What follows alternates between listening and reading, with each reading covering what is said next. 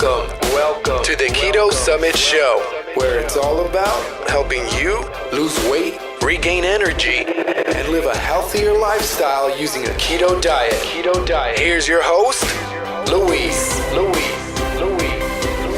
So I am joined today by Shirley Plant, who is a nutritionist, a speaker, writer, cookbook author, recipe creator, and wellness activist. Ooh, I have to take a breath after saying all of that. And she was diagnosed with chronic fatigue syndrome, fibromyalgia, and multiple food and environmental allergies in her 20s. And she set out and she learned which foods were best for her body to be able to cope with life and all the changes it was going through. So we are here today on the Keto Summit Show to talk about menopause in particular. And this is not a topic I'm super knowledgeable about, so I am super excited that you're here to share your knowledge with us. Oh, thank you for having me. And yes, you're too young, so it's a good thing you have some old fart like me on here. Actually, I'm not really that old, but I went into menopause early, like really early. So, is that what got you interested in that? Well, I think, I did the Menopause Summit last year, and I think it was just so important that I wanted to share what works and what doesn't work, because each woman is different. Some really experience menopause negatively, and other women sail through it. And so I wanted to share some tips on how we can sail through it, if I could say. But I wanted to start by saying, it's the natural progression of a woman's body to go through menopause. And the problem is that many of us, or some of us, have been under stress. We've been maybe raising the kids or working in our career. We haven't really been eating properly. And then menopause hits us harder than it needs to be. So, hot flashes, heart palpitations, poor sleep, panic, anxiety, depression, low sex drive, weight gain, mood swings. We say all these things and you think, but how do we, calm the body, love the body so that we don't experience a too stressful menopause? Yeah. Well, you mentioned that you had menopause early. What counts as early? Well, for me, I started at 39. So to me, I figure that's early. I know some people would say no, but certainly all my friends, my family, my mom, they were all in their 50s when they started to feel, something was changing. Maybe they were having shorter periods or a missed period. Whereas I was 39, it started, I got severe migraines. I had like 8 migraines a month, hot flashes, adrenal fatigue, all those kind of things that can come. And I kept thinking, this is too early. But what I realized was because I had been ill with the chronic fatigue and the fibromyalgia, oftentimes it does come early. And so I wasn't really prepared. I thought, I have lots of time. But nope. There it was. So I was done by 46, like done. And, all my other friends are having their periods still. And I'm like, nope, not me. Well, so let's step back and just break it down slightly. So there's like perimenopause, then there's menopause, and then there's postmenopause. Like what are these different periods, and, why is it that a woman's body goes through them? Exactly. So perimenopause actually can start in your 30s. And I think a lot of women don't realize that it's starting because they are so busy, and maybe they get a little anxiety, or they're starting to put on a little weight and they say, oh, it's because I had the kids, or I'm so busy. But I think it's really important in your 30s to go and visit your doctor, your gynecologist, and do some blood work with your hormones and just see where they are so that you have a baseline. That was one thing that I wished I had known, because then when I got into it, then you're doing your blood work or whatever, and your hormones are haywire, and you don't really know what your baseline is, because everybody's different. And as we know, estrogen starts to drop, and that's where missed periods, longer periods, heavier bleed, all these things start to happen. And then, when you're in full menopause, of course, you can get even more symptoms. And of course, usually you stop bleeding. I've had a couple friends that actually bleed even more. And then, you need to visit your doctor. And I find you have to have a doctor that you can really talk to. And it's important to know all your options, whether you want to look at hormone therapy, bioidentical, as I say, healthy hormone therapy. There's so many things that we can do, whether it's a natural progesterone cream that's going to help sleep. And we're going to talk about this, but so important to know what your options are. And of course, I'm happy to be here today, and I want to talk about food and all the yummy things you can do to help you transition into lovely womanhood. And so how long does this whole, period take? Like you said, kind of around 5 years perhaps for yourself? Yeah, but it can take longer. Like some people can really go into perimenopause earlier, and they kind of get these dips throughout their 30s and throughout their 40s. Whereas other people, for example, my cousin, normal, hit 54, a little blip, another little blip, done. How easy is that? And so it's best just to do the blood work to check your hormones to be able to see exactly where you're at? So, because you don't always know. Like sometimes you think, could that be perimenopause? Or it could be some other things. It could just be stress. It could be what you're eating. It could be so many things. So you really want to be able to know where your hormones are.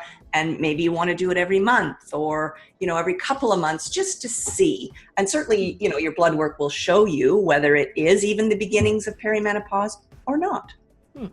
And is it just typical, like, do you need to tell your doctor what specifically, which hormones to test for, or is it just a normal blood work? It should be a hormone panel. Your doctor should know, but, there's so much information now on the net too, that people can look. But yeah, your doctor should know if you go to them and you say, I think I'm going into perimenopause.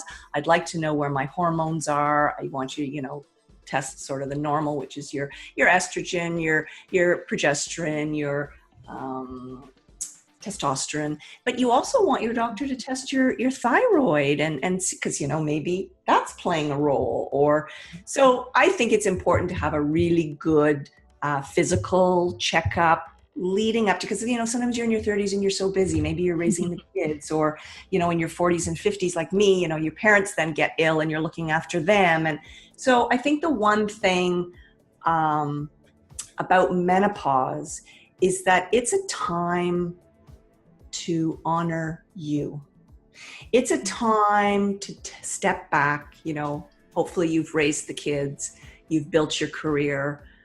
It's about you. And I just think we would love, and I think we should look at it as an opportunity to look after us, right? I always feel that the body gives us signals. The body talks to us constantly. We don't always listen. And then when we don't listen, it talks louder and it sends another signal or another sign or another pain. And I truly believe that menopause is a gift and that it's a gift to us. And so through this journey to love yourself, to feed yourself right, to do things that you love. Yeah. I think that's wonderful because often it's presented as something that's fearful. Most people just talk about the symptoms and they honestly do not sound that fun. So to hear that and to really switch that and to realize that it's something that is a gift for you to know that this is, a time to come into your own. I think that's a great message we should be sending out. Mm-hmm. Yeah, because it can be overwhelming and scary and we don't want that. We don't want that in our life, right? So, well, let's switch a little bit and talk about food. So, my favorite subject. One of mine too. So do you think keto diet is, conducive to helping with some of the symptoms of menopause and to lessening some of the more painful symptoms that people might go through? Oh, for sure. Diet and lifestyle. Really, we need both, right? We can't just change our food and not change anything else when we're going through something like this. So the lifestyle choices that you're making can dramatically impact menopausal symptoms.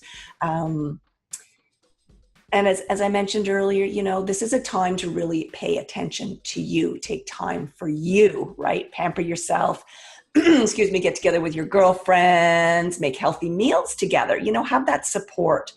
As you go through menopause, you know, your estrogen starts to drop and it fluctuates. And so it's hard for the body to regulate your cortisol levels. And so you feel stress more. You know, certain things start to happen in the body. And you wonder, you know, why was I able to handle that stress a few years ago, but now it's really affecting me? Well, your estrogen, your hormones are fluctuating. Your body is not coping with stress as well. So it's so important to feed your body right. And as I said, make these lifestyle changes. So what's one of the things? We want to ditch the sugar. And I was a sugar queen. Hello, sugar addict. But it's so important. And, you know, I have 2 girlfriends right now that are going through menopause and they have horrible hot flashes. And one of them is really into nutrition and the other one not so much. And she said to me, you know, when I take out my wine, when I take out my sugar, she said, my hot flashes go away. I said, yeah. And, you know, I suggested it to my other girlfriend and she's like, I can't do that. I'm like, okay, just so you know, it could really, really help. Yeah. So we want to ditch the sugar and the carbohydrates because they can spike and crash your insulin levels, which leads to storing fat, which I'm sure you're talking on the Keto Summit. It leads to inflammation. It leads to hormone imbalances. So we really need to look at what we're eating. And hormone imbalances and chronic stress contribute to the hot flashes, to the heart disease, to the inflammation, to the type 2 diabetes that so many women in their 50s now are saying, oh, where did that come from? I have type 2 diabetes.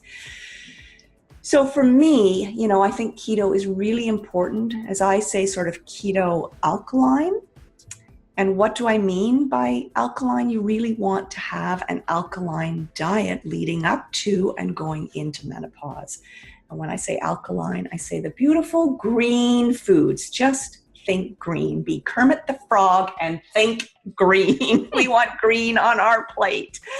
Because an alkaline diet, and you know, maybe your listeners are familiar with acidic and alkaline, or maybe they're not. So just an alkaline diet is one that helps you to balance your blood pH, your fluids in your body, so your urine and your blood. And your pH is determined by the mineral density of the foods that you eat. So if you're eating processed foods, crappy foods, as I call them, fake foods, they're not even food, people, you know, you're going to be more acidic. And when the body is acidic, that's when disease comes. That's when inflammation comes, aches, pains, type 2 diabetes. So the first rule of thumb is you want to eat real food. That for me really is number one. It has to be real. It has to be that if you leave it a day or two, it's going to spoil. So it's not those things that come in a package or a can that can sit on a shelf for 6 months or a year or 2 years, or I don't even know how long Coke can sit on a shelf, probably forever. Those are the things that, you know, you want to eliminate. And the one thing about, you know, having a keto alkaline diet is that it helps protect your bone density. And we all know as women, as we age, our bones get more brittle. So, and when we lose the estrogen, our bones get more brittle. And then, you know, later in our 70s, 80s, 90s, risk of fall and bone fractures. So why not start this now? And it helps protect our muscle mass. Because I know a lot of women, when they go into menopause, they can't exercise the way they used to, whether their adrenals are shot or their cortisol is acting out. You know, they used to be able to be a marathon runner, and maybe now they have to look at their exercise as a more gentle exercise. Maybe it's yoga, maybe it's swimming, maybe it's walking or bike riding, something. So the body does change, and what the body needs changes as well. And I don't know about your listeners, but certainly for me and a lot of my clients, they'll say, I used to be able to eat this years ago. Now I can't eat it. It makes me feel bloated. It makes me feel unwell. Why is that? And again, I say, well, the body is changing, and the body is telling you which foods are agreeing with you and which ones aren't. So do your body a favor and listen to it. You know, I say to my clients, just listen. It's amazing how brilliant our bodies are. I mean, they're always healing themselves. We get a cut, and within a few days, it's healing. And inside can do the same thing if we feed it the right thing. So you want to cut out the processed foods, the processed cereals, the alcohol, the dairy, the pasta, the bread, the meat. We don't want meat from kind of regular cows. And I'm sure you're going to talk about this. We want meats from grass-fed cows, cows that are allowed to range and free range and eat the grass. And, you know, cows are not meant to eat grains. They're meant to eat grass. And that way they can pass more nutrients on to us as well. Exactly. Like you are what you eat. Right? And yet people will say to me, my clients will say, but I ate crap in my 20s. I'm like, yeah, so did I. Yeah, and then I got really sick. Some people get sick, some people don't. But it does catch up with you. So I think, you know, why not make a few simple changes? It doesn't need to be difficult. Just make a few simple changes and just see how your body feels. It's really interesting. My sister is doing it. She's a marathon runner. She's older than I am. And she and her husband are doing keto. And I said to her, how's it going? Because, you know, we in the family, we talk about these things. And she's always like, yeah. And, you know, they're really finding a huge difference. I mean, she's well past, she's 63. But she said, I'm finding I have more energy. I've lost the bloat. My husband's lost some weight. And he's tried every diet out there. So I just said, yeah, there's something to it. And, you know, they were looking at all these different foods and eating more avocados and coconut oil and coconut manna. And she said, we're making such delicious meals. Like she says, and it's so easy, Cheryl. She said, you just have to plan a little bit. And, you know, she says, what I'm eating in the morning is fueling me until lunch. I'm not getting that crash mid-morning. I'm not getting that crash mid-afternoon. And I'm like, isn't that amazing? And when we think about it, Louise, and I'm sure you have thought about this and talked about this, you know, our genome, our genes are programmed to eat how we ate, you know, thousands of years ago. We went out, we caught a rabbit, we caught a deer, whatever, a fish, we ate it, we skinned it, we ate it. You know, we had to work for it, then we ate it, then we maybe made some shoes out of it, I don't know. And then we rested. Then maybe we picked some berries another day. We had some intermittent fasting in between because maybe we didn't catch the rabbit. And yet we look at today and we're eating all the time. Yeah. And we're eating crap all the time. We're never really giving our body a chance to rest and digest. We're eating on the run. We're eating in the car. Yeah. You know, digestion is huge. I think you touched on a very good point where, you know, the paleo and keto diets, they sound kind of made up in the more recent decades, but really their basis is prehistorical human, just how we lived, how we ate. And a lot of that comes down to lifestyle as well. So you mentioned, you know, it's not just about what we ingest and put into our bodies, but it's more of a bigger picture thing. So we mentioned stress a few times. Do you want to talk about, you know, why it is that stress really affects symptoms of menopause and how we can perhaps reduce that? Oh, for sure. You know, stress is a funny thing. Some people really love it. It fuels them. It gets them going. And yet other people, you know, they're not like that. And again, every person is an individual. We're all different. No two people are alike. And so really, I think, again, it comes back to listening to your body. How do you deal with stress? Do you take time out to get in nature and de-stress? Or are you always on your iPhone or always on your iPad? Or, what works for you? So let me go back to the listening to your body part, because this is a question I've asked before when I first got started. It's like, how do I listen to my body? Because it's telling me I should go eat some sugar and then sit in front of my computer and do more work. I mean... So my question to you is it really saying that? Do you take time to get quiet? Do you take time to meditate or be mindful? Because we all have the good angel and the bad angel sitting on our shoulders. And so, you're saying, oh, I need to do more work. I want to put on more summits. I want to do this. I want to do that. And I need the sugar to fuel me because la, la, la, la, la, la, la. Okay, so I want you to stop and I want you to meditate on that. And if it's truly what your body is saying, okay. But then how do you feel after you eat all that sugar and work all night or sit at the computer for 6 hours? Do you feel good? Do you not feel good? That's where I want you to start. But to give your brain and your body time to answer those questions. So if you just say, oh, how do I feel? Oh yeah, I feel great. Mm-hmm.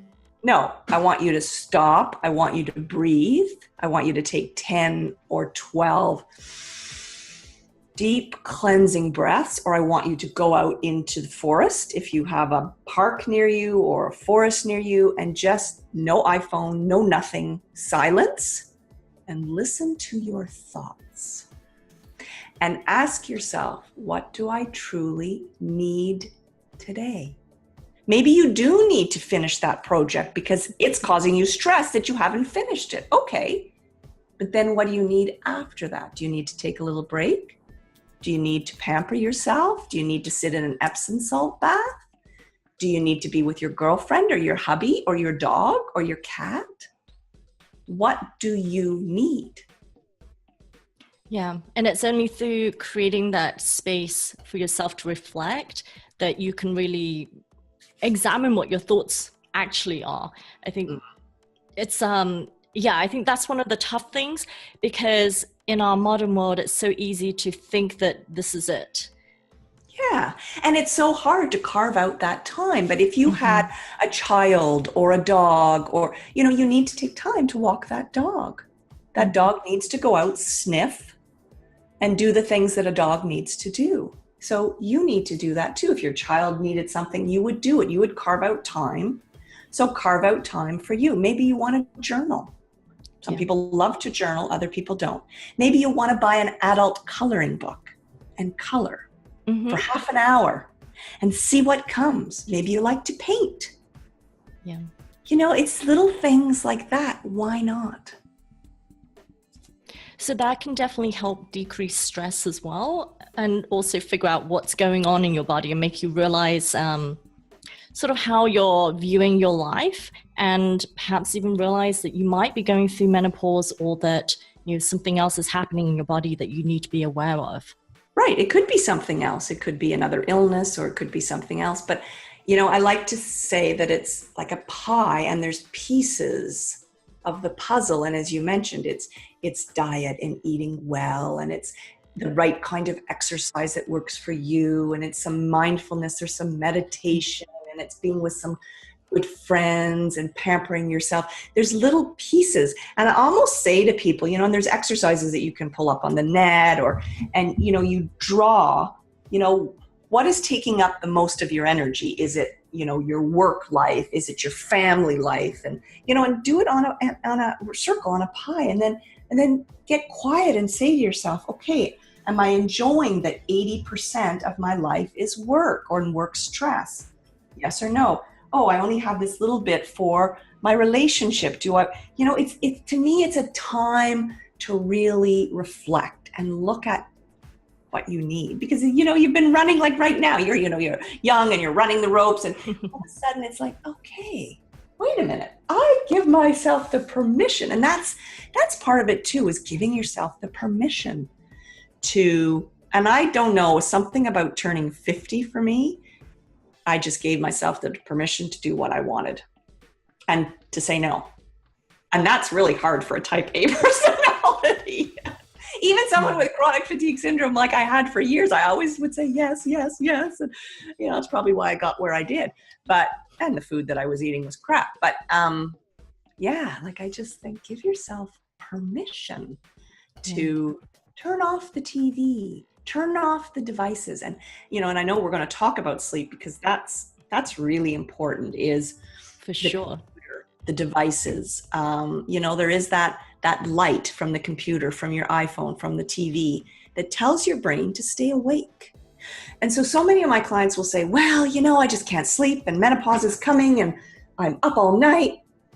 And I say, well, what do you do? Oh, well, I go on my iPhone or I go downstairs and I'm on the computer. And I'm like, well, you're telling your body to stay awake. Mm-hmm. Really? Yeah. So don't watch the news before bed. It's really depressing. That TV light is sending a message to your brain saying, stay awake, stay awake. I mean, again, we can go back to quote the cavemen or 1,000 years ago. We went to sleep when it got dark. We woke up when the sun came up. Now we have lights 24 hours. If you live in New York or wherever, it's lights on 24/7. And so for me, that was really difficult. I had to turn off the TV an hour before I had to turn off the devices. No devices. I have nothing in my bedroom but a bed and a lamp. Amazing. Like a bedroom is for sleep and sex, Yep. No TV. No, I have a girlfriend that the TV is on, at night. They try and fall asleep with the TV. She can't fall asleep. I've told her once, I've told her 100 times with love, turn off the TV, get it out of the bedroom. Agreed. That really makes a difference. Do you have, as I said, a warm Epsom salt bath? Maybe you don't want to do it in the summer because it's hot. Do you use some essential oils that will help you natural, really natural? You don't want the bad ones, but are you drinking enough water? Are you eating the right foods that promote sleep? Are you having something sugary right before bed? Well, no, that's not going to work. So wind down. Are you trying chamomile tea or valerian? There are, as I said, bioidentical hormones that may help with sleep, and you want to check with your doctor about that. Maybe there's some herbs that will work for you because you do go through a blip for sure. It's only natural. The estrogen starts to go and you have insomnia. I get it. I had terrible insomnia, but I gave myself permission, and there's nothing worse than looking at that clock going, oh, I have to get up. Oh, I'm not asleep. It's 2:00. I have to get up. So you know what? Get rid of the clock. Mm-hmm. Now I know what time it is no matter what. I don't know why. I'll be like, oh yeah, it's about 2:05. It's 2:05. But that doesn't help. You're stressing yourself. So there's all these things that you can do. Yeah. Yeah, one of the best advice I read in a book about sleep was, humans are okay if you don't sleep for a night. Because I would stress so badly about not going to sleep and how tired I was going to be tomorrow morning that it just freaked me out, and then I couldn't sleep at all. And, just knowing even if I don't fall asleep, it's not that bad tomorrow morning. It actually made me go to sleep faster. Exactly. But I think the other important thing is, are you getting enough exercise? Are you getting enough fresh air? Because someone will say to me, oh, well, yeah, I worked all day and then I went into the gym. And I'm like, did you get any fresh air? Did you get the sunlight on your body to help with that first thing in the morning? Yeah. Cycle. In the winter, if you need to get like a sad light to help you because you live in Ottawa like me and it's dark, we have the winter coming. There's little things like that can really help when you're going through menopause. Good old fresh air is fantastic for sleep. Yeah. Well, to draw it to a close, it sounds like there's a lot of different things women can do to make the process a lot easier on ourselves. And they follow kind of, common sense almost beliefs, thoughts from just not eating junk food, cutting out all the processed food, sleeping enough, not stressing, taking time for yourself, and, eating healthy foods, the healthy fats. And we really didn't talk about that, but, healthy fats are good for us. We need them for our brain. We need them for every function in our body. So, I love sharing with women that, they can have a really healthy ice cream with coconut milk or a fat bomb, which I'm sure you guys talk about, with pure cocoa or cacao. I mean, you don't need to deprive yourself. You just need to know a few healthy recipes, which, you could provide, or they're on the net. I can provide to people. Maybe you go and talk to someone like myself or someone in your area where you can have a few. And that's what my sister said. She said having a couple of recipes and having a bit of a menu plan for the week really helped, really took down the stress. Because all of a sudden you're saying, change your diet. And you're like, that's a stress. I can't do that. You can, if you have a little bit of help, just ask for some help and have it on the fridge. Some people say it makes life so much easier. Tuesday's turkey night. Yep. Wednesday is, plant protein night or whatever. Exactly. Have fun with it. Because the other result is not fun at all. And I know that from personal experience. No one likes to be sick. No one likes to suffer and not feel well. You want to enjoy life. We only have one life to live. But as I said, I truly believe that, we're still programmed for back then, for quiet time, for contemplation, for listening to music, or not this fast-paced society that we're in. And we're seeing the consequences of it. And it's huge. Yeah. Well, to end, I wanted to draw on something you just talked about, asking for help, finding people to help you. And I think that's something, as women in particular, we often feel like we have to do it all. And that's a lot of weight to carry on our shoulders. So I'm really glad you brought up that last point. And to end, so where can our listeners find you if they would like to ask you for more help? For sure. They can visit my website, which is deliciousalternatives.com. And on there, I have lots of recipes, and I have copies, of the summits that I did. And last year I did the Menopause Summit, which was so fun because we talked about absolutely everything from skincare, what to put on your body, to talk to a pharmacist, to a meditation guru. I mean, we covered it all. Naturopathic doctor. It was so fun. But I'm here for anybody that would like to reach out. I'm happy to help. Thank you so much. You're welcome.